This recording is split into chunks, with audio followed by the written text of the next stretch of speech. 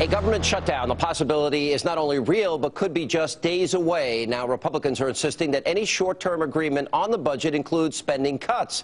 Democrats are standing strong for no reductions whatsoever. So could Washington really close its doors on March 4th? Now, neither side is showing any signs of wanting to compromise or back down, especially the new Tea Party-backed freshman class. After all, the whole reason that they went to Washington in the first place was to do just that, cut spending.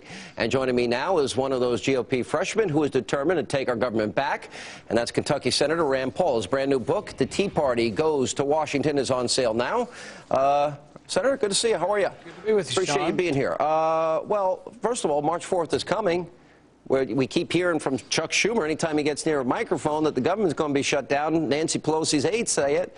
It sounds like maybe that's what they want. They need to ask us, well, what we want. I don't think any of us want to shut down the government. But the thing is, it doesn't have to be an either-or situation. They say either we get what we want or we shut down government. What about there's an in-between situation? We either cut some spending or perhaps we only just spend what comes in. How about a third option? This is just a little old Hannity idea here.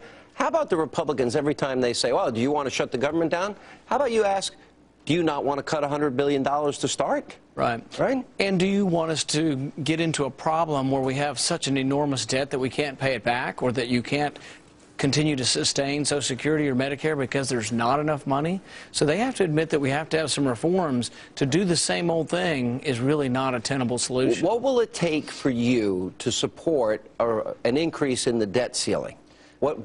In terms of exactly how much money is it going to cost, you know, or how many spending cuts do you need to say, all right, I'll give a short-term raise in the debt ceiling, but only if we cut this?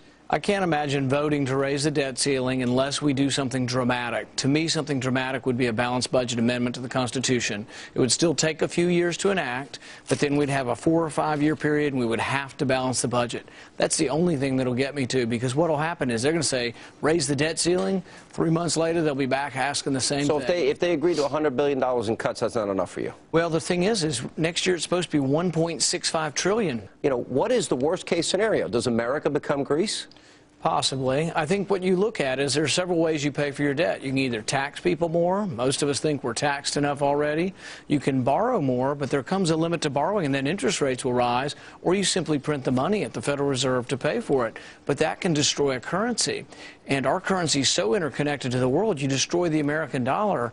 Really, you haven't seen chaos until you've seen that happen. You said in your book, you said, first of all, I thought it was interesting. You said the Tea Party found you, which was pretty interesting. But we now pay more in taxes than we spend on food, clothes, and housing combined.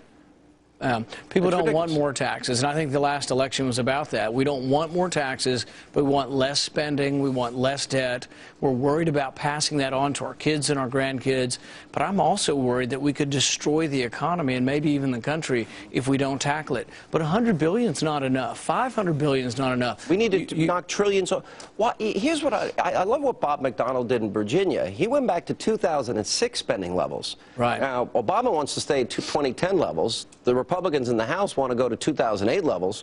What would be so bad about going back to 2005 or 6 and saying, all right, that's our budget, deal with it? You could, and that's one way of looking at it. Interestingly, if you go to Bill Clinton's last budget and you do cost of living increases from then, inflationary increases, it's still balanced. It would be balanced. Yeah, we've gone up just dramatically. The thing is we went up from 2008 to 2010 25%. Yeah. In one 2-year cycle, up 25%. And now President says he's found newfound courage, and he's going to freeze it at those inflated levels. Up 24% will freeze it at the new high level. And add $13 trillion in But debt. you want to deal with entitlements. And this is, we're always told, the third rail. You talk about this, talk about means testing, you talk about raising the retirement age, and people get angry. Is that what you're proposing, that we have to deal with the entitlements because that's the bigger part of the budget? It's half of the budget. Over half of the budget is entitlements. If you don't deal with it, you're not serious about the debt. Raise the retirement age? Yes, slowly. To what age? To the day before I die? No, we're going to raise it gradually over a 30-year period. It'll probably go to 69 and then be attached to longevity. 69 to 62 or 65? Well, it's 67 right now for Social Security, and it would go to 69, and then it probably would ultimately go to 70 based on longevity, but based on a formula, and then you fix it forever. And means because you testing? tie it, you probably have to have means testing. So in other words, if I was smart and saved enough money, and I paid into Social Security my whole life. Basically, Congress would legislate the authority to steal the money that I gave them. If we had the money, Sean would give it to you, okay? We don't have it. So, it's gone. But isn't that kind of what it is? Kind of, and it's really it's not a good situation. See, the thing is people think I'm jumping up and down wanting to raise the age or means testing. I'm doing it because I want to save the system. Yeah. I think there will be a time if we go the way of Greece where there'll be no checks. So the liberals want to say, oh, you're for doing all these things. No, the baby boom wasn't my fault. The baby boom happened, and we have all these people retiring. The only way you pay for them is by structurally changing what we have. My question to you is, do you think the Republican Party shares your strong conservative values, or are you going to have to pull a lot of them along? Yes and yes to both of those. The thing is when I sit in the Republican conference at lunch and we talk about policy, I find I'm nearly unanimous that we're for a balanced budget amendment, we're for small, limited government. But then there are tough choices. You saw when the continuing resolution went to the floor in the House, there were a lot of amendments to cut 10 million, 20 million, 50 million, small amounts. And a lot of Republicans deserted us. You know, they voted with the Democrats, and if you can't cut 10, 20, 50, or 100 million, you can't balance the budget ever. You can't cut it. If you don't deal with serious money.